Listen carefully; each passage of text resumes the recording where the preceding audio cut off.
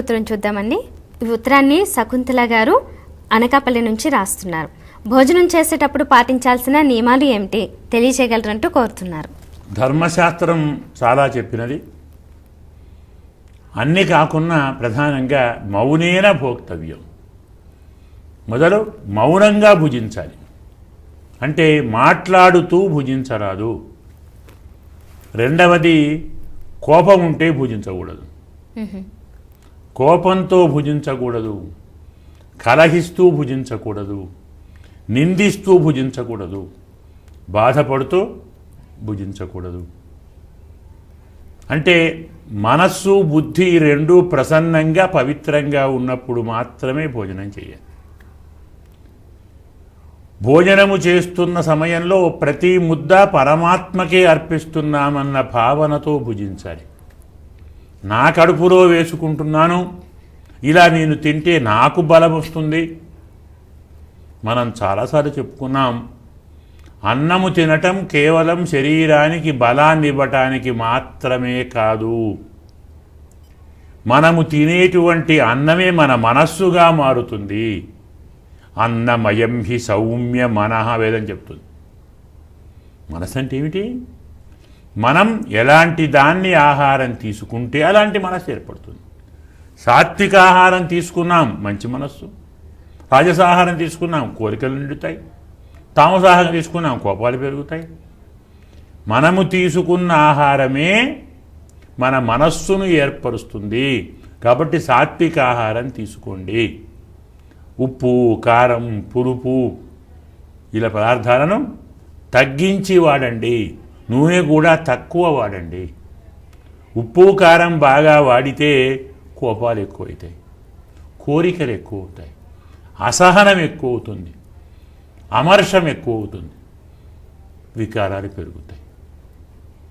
చాలామంది మనం తరతర చెప్పుకున్నాం, భోజనం చేస్తున్నప్పుడు భోజనం చేయటం మొదలుపెట్టిన తరువాత అయిపోయేలోపు పప్పులోనో కూరలోనో సాంబారులోనో చట్నీలోనో లేదా చారులేనో పొరపాటున ఉప్పు తక్కువ ఉంటే మళ్ళీ ఉప్పు వడ్డించుకుంటారు. ఇది మహాపాపం.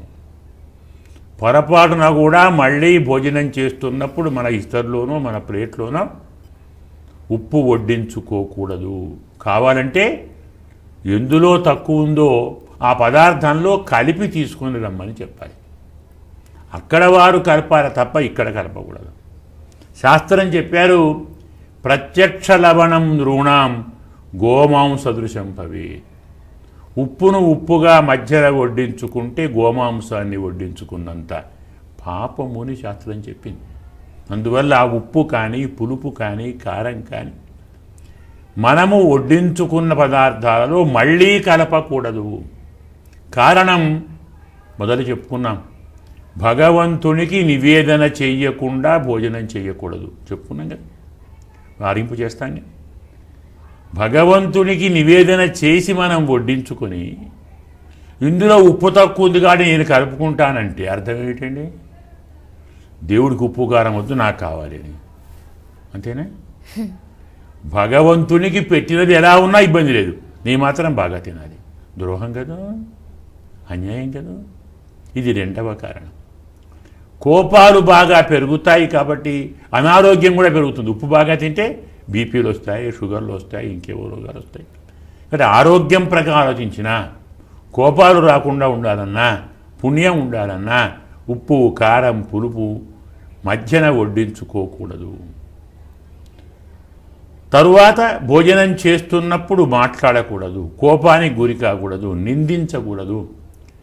పరిశుద్ధమైన వస్త్రాలు మాత్రమే వేసుకొని భోజనం చేయాలి.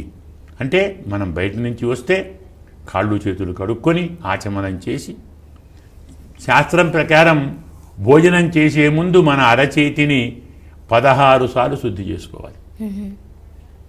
చాలా ఉంటాయి కదా. కాళ్ళు కడుక్కో, మనం ఎక్కడి నుంచో బజార్ నుంచి వస్తాం, మరి మన పాదాల్లో ఎన్ని లక్షల క్రిములు ఉన్నాయో అలాగే వచ్చి మనం భోజనం చేసి వేరందరికి పోవు. అందుకే బయట నుంచి లోపలికి వస్తే ఆ బట్టలు మార్చుకొని వేరే బట్టలు వేసుకొని కాళ్ళు చేతులు కడుక్కొని ఆచమనము చేసి, అంటే నోరు కూడా కడుక్కొని వచ్చి భోజనం చేయాలి. వస్త్రాల్లో ఉండొచ్చు క్రిములు, చేతుల్లో ఉండొచ్చు, నోట్లో ఉండొచ్చు, కాబట్టి ఇవన్నీ శుద్ధి చేసుకొని వచ్చి భోజనం చేయండి, మర్చిపోకండి. అందువల్ల కాళ్ళు చేతులు కడుక్కోండి, నోరు కూడా కడుక్కోండి, ఆచమనము చేయండి, బట్టలు మార్చుకోండి, భగవంతునికి అర్పించండి, పరిశుద్ధంగా కూర్చోండి, మెచ్చుకుంటూ తినండి, తిట్టుకుంటూ తినకండి. కొందరు ఏం చేస్తారు, పెట్టింత కూడు అంటారు. వాడు తినేది అదే కదా.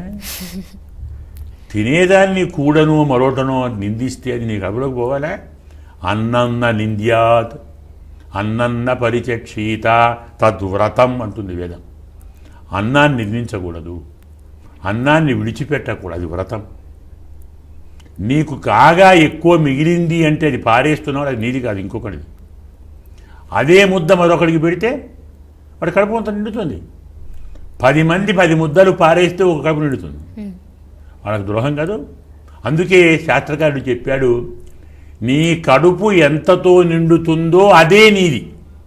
నీవు అంతే దాచుకో, అంతే సంపాదించు, అంతే పెట్టుకో. అంతకంటే ఎక్కువ దాచుకుంటే నీవు దొంగవు. అంటే అది నీ సొమ్ము కాదు, వేరే వాడిది. వాడు లేక చస్తున్నాడు కదా.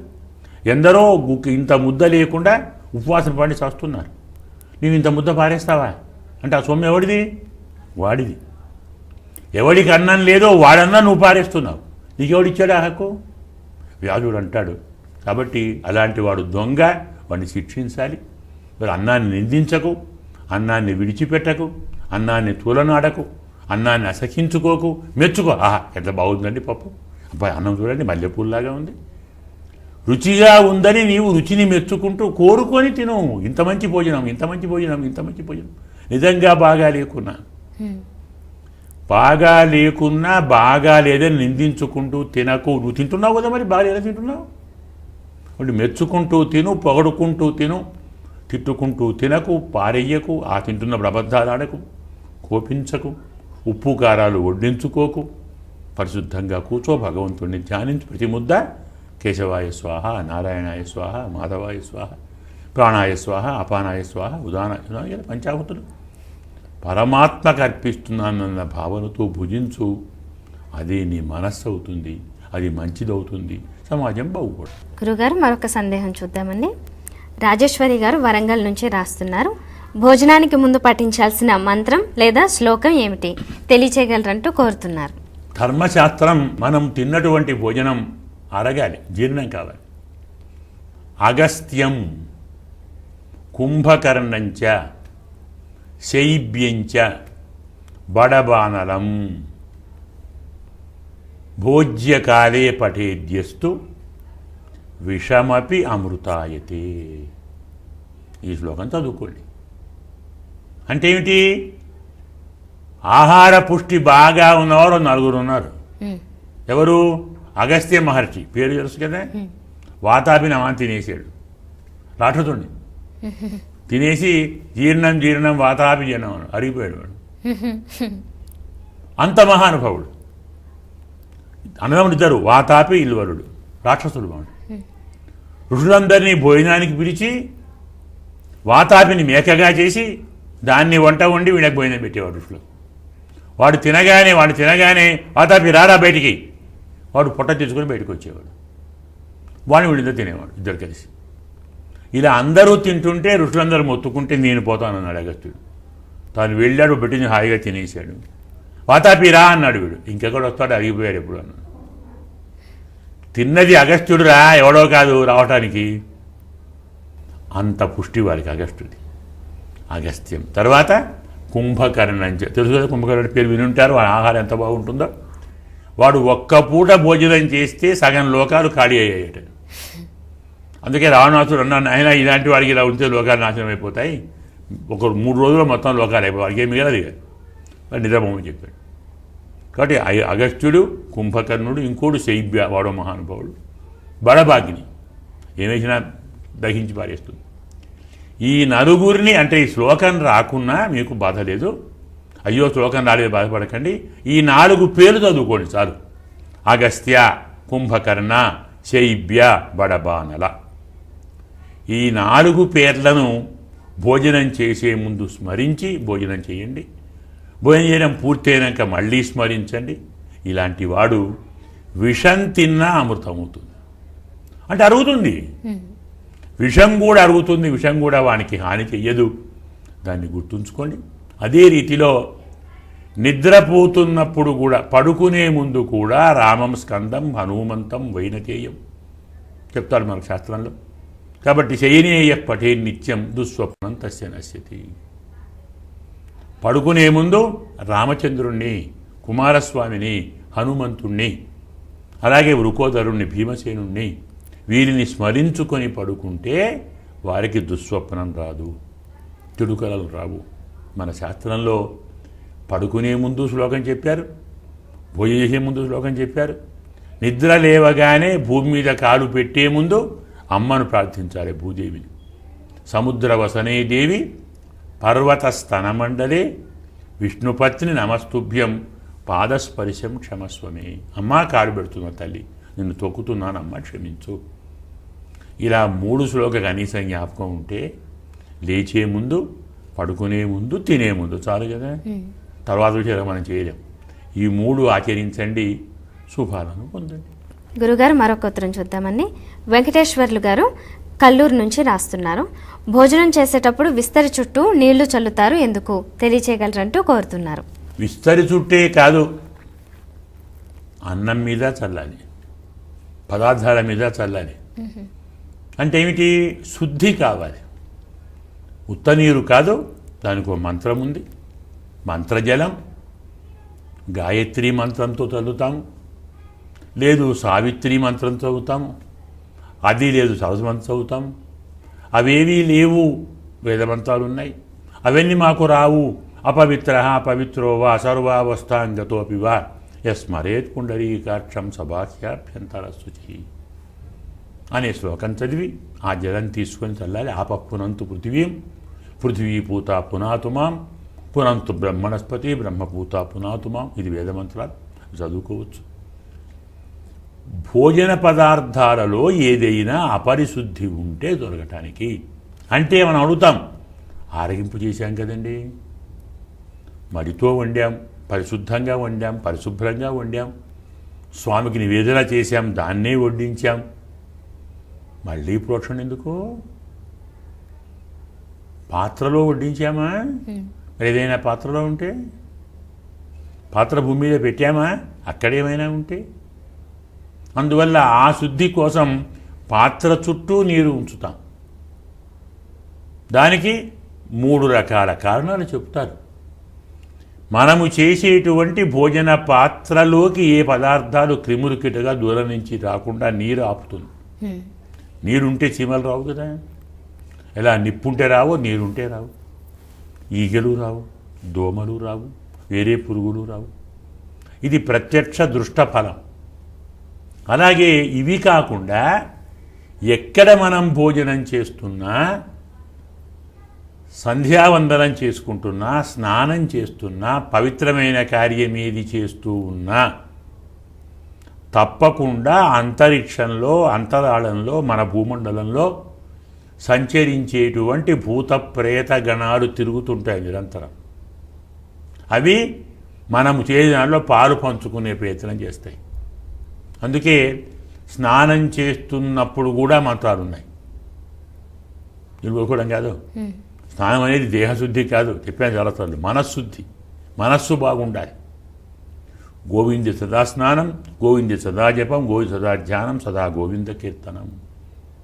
గంగే చ యమునే చైవ గోదావరి సరస్వతి నర్మదే సింధు కావేరి జలే అస్మిన్ సన్నిధిం కురు.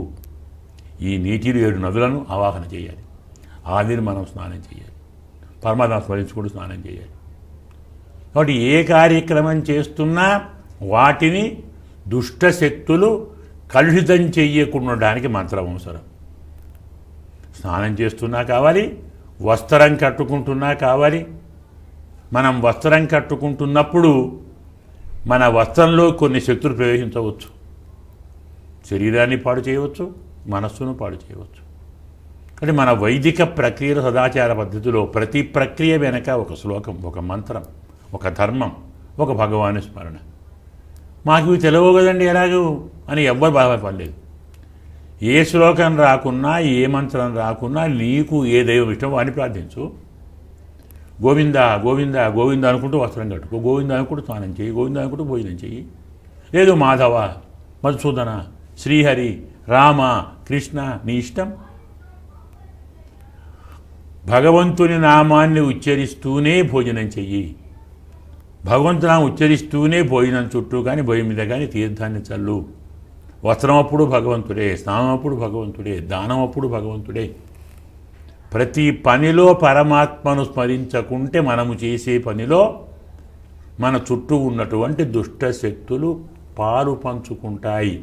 అవి ప్రవేశిస్తాయి, మన కర్మను కలుషితం చేస్తాయి, మనకు ఆ ఫలితం రాకుండా చేస్తాయి, భగవంతుణ్ణి దూరంగా ఉంచుతాయి, దగ్గర రానివ్వవు.